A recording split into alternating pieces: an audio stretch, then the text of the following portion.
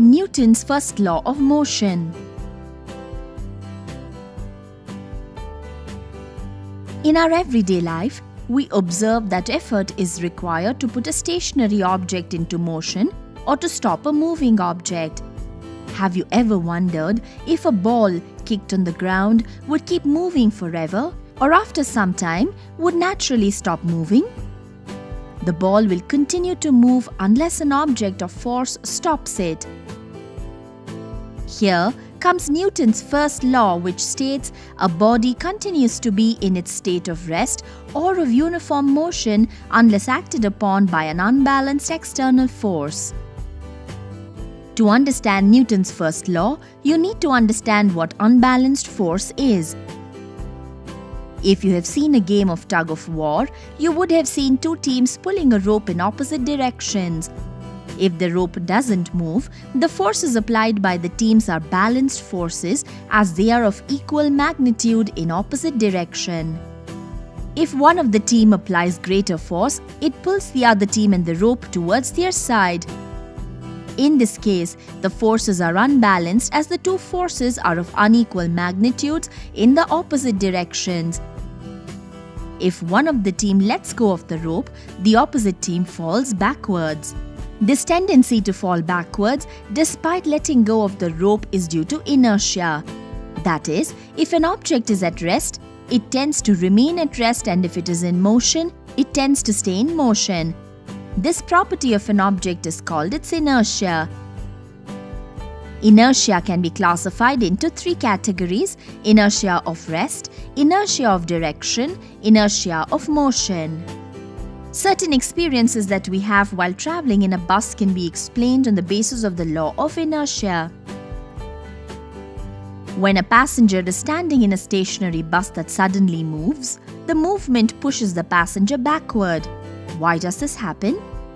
This is due to the inertia of rest experienced by the passenger in the upper part of his body. The body is at rest when the bus is at rest. When the bus starts, all of a sudden, the lower part of the body is in contact with the vehicle that started moving, whereas the upper part of the body continues to be at rest because of the inertia of rest.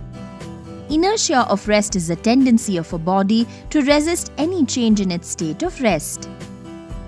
What happens when a fast-moving bus negotiates a right-hand curve on the road?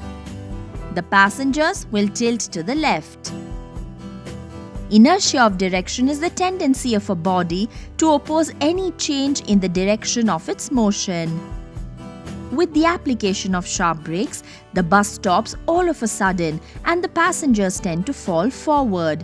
This is due to inertia of motion experienced by the upper part of the body.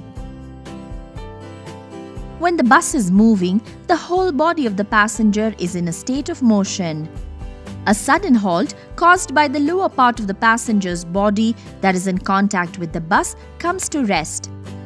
However, the upper portion of the body remains in the state of motion due to the inertia of motion, causing the passenger to fall forward when the bus stops suddenly.